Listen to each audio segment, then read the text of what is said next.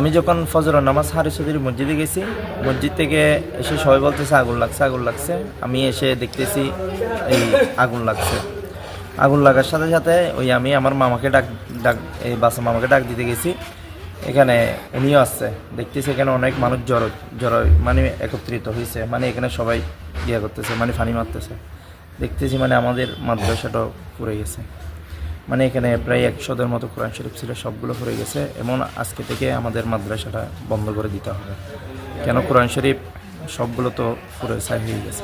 কিছু দুষ্কৃতিকারী পূর্ব পরিকল্পনার ভিত্তিতে এটা করেছে। এখানে আমরা যেহেতু এখানে দীর্ঘদিন ধরে ইসলামী সাহিত্য বা পড়াশোনার একটা জ্ঞান চর্চার সূতিকাগার হিসেবে আমরা এটাকে কী করে আসছি, সংস্কার করে চলমান দেখেছি, কিন্তু তাদের নজরে সেটা তারা সহ্য করতে পারে না। বিদায় এখানে কোরআন শরীফ সহ ইসলামী সাহিত্যের বিশাল ভান্ডার ছিল, আমাদের ছিল, চেয়ার টেবিল ছিল, পাশাপাশি আমাদের পাশে যেটা ফুরকানি মাদ্রাসা ছিল, এখানে প্রায় 100-র উপরে কোরআন শরীফ ছিল, পৃষ্ঠাও সেখানে রক্ষিত নেই, সব একেবারে পুরো শেষ।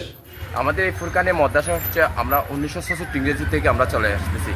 এখানে প্রতিদিন সকালবেলা প্রায় 50-60 জন ছেলে মেয়ে হয়।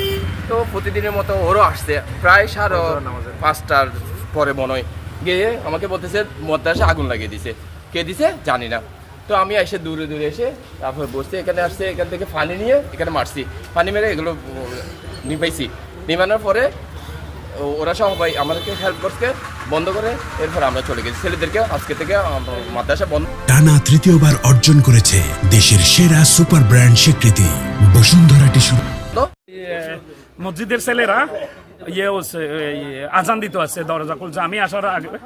আমি আইসা মোটরসাইকেল এখানে যখন রাখছি, হেরা বলতেছে এখানে ভিতরে আগুন জ্বলতেছে, মাদ্রাসার ভিতরে। এটা মাদ্রাসা না, মাদ্রাসা যখন আগুন জ্বলছে বলছে, আমি যাই ওদিক থেকে টর্চ মারে দেখছি। আমি মনে করছি এটা ভিতর কেউ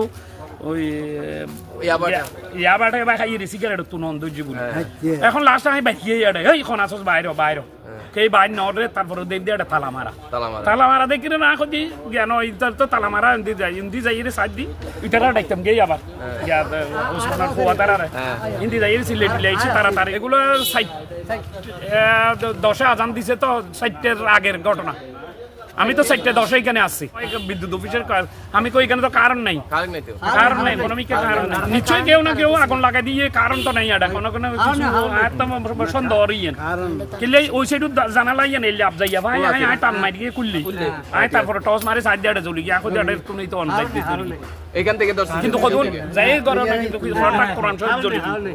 আমরা এই বিষয়টা সংবাদ পেয়েছি, ওনারা সংবাদ পেয়ে আমি ঘটনাস্থলে আসছি, বিষয়টা দেখছি। এখানে কেউ অগ্নিসংযোগ করেছে, জানালা খোলা ছিল ওনারা বললেন।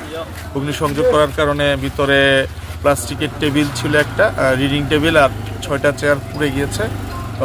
কিছু বই টেবিলে ছিল, ওইগুলো পুড়েছে। পাশে যে মুক্তব ছিল, মুক্তবের কিছু আমসিপাড়া বা যে কিতাব, এগুলা পুড়েছে। ওনারা বলেন কোরআন শরীফ ছিল, পুড়ে গেছে। এইটা আমরা বিষয়টা গুরুত্ব সহকারে দেখছি।